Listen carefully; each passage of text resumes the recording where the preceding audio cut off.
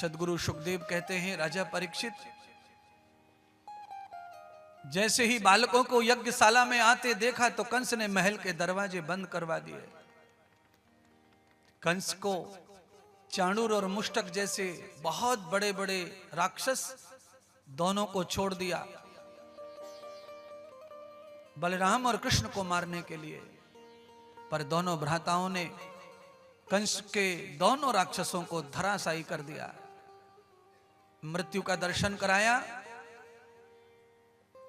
बाद में कंस का भी भगवान ने वध किया।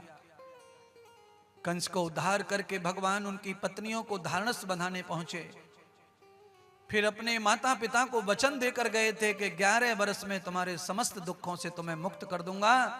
आज ठीक 11 वर्ष में प्रभु जेल के अंदर जाकर अपने माता पिता की हथकड़ियां बेड़ियां सब काट दी और अपने माता के पिता महाराज उग्रसेन जी का भी उन्होंने पूर्णतः बंधन मुक्त कर दिया। जो कंस ने राज्य लिया था वो सारा राज्य पुनः उग्रसेन महाराज को भगवान ने दान कर दिया। आज भगवान अपने पिता, अपने बाबा दादा सबसे चरणों में प्रार्थना कर रहे हैं, हे नंद बाबा, हे वासुदेव, हे पिताश्री, अब तो मेरी उम्र 11 वर्ष हो गई है, मेरी बाल्य अवस्था समाप्त हो रही है और ये अवस्था समाप्त होने के बाद में फिर ज्ञान का लक्षण समाप्त होता है, इसलिए अब मुझे गुरु चरणों की सेवा चाहिए।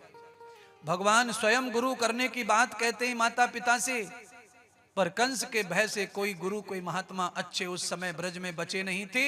इस कारण क्षिप्रा नदी महाकाल की नगरी भगवान शंकर के चरणों में, सांदीपनी ऋषि के चरणों में भगवान बलराम जी को लाया गया और गुरु मंत्र यज्ञोपवीत विद्या आरंभ प्रारंभ हुई। इस कथा से आपको यह सीख मिलती है कि आप हिंदू हैं, इसीलिए जातिवाती का भेष छोड़ करके सबसे पहले आप अपने बालक को छोटी अवस्था में 11 वर्ष तक के अवस्था में गुरु शरण में भेजो, दीक्षा दिलवाओ, कंठी यज्ञोपवीत पहनवाओ। मैं गारंटी ये बात की है कि कम से कम 80% तुम्हारे बच्चे के ऊपर बुरी बातों का प्रभाव नहीं पड़ता है अगर वो छोटे में गुरु करता है, गुरु के यहाँ आता और जाता है। तो बहुत सारा लाभ तुम्हारे बच्चे को जीवन में मिलता है। 11 वर्ष परमात्मा ने गुरु सेवा की, गुरु अध्ययन किया। सुदामा जैसे प्रिय ब्राह्मण को मित्र बनाया, उद्धव जैसे महाज्ञानी को भी मित्र बनाया परमात्मा ने। अनेक विद्यार्थी थे आश्रम में, पर भगवान के 2 ही मित्र हुए, एक महाज्ञानी और एक परम भक्त। हर कथा में यह संदेश मैं देता हूं, आप स्कूल कॉलेज में मित्र बनाने की श्रृंखला में जो पढ़े हो मोबाइल पर, आप मित्र बनाओ, पर ज्यादा से ज्यादा मित्र आपके 2 या 3 ही होने चाहिए और वो भी भक्त और ज्ञानी होने चाहिए।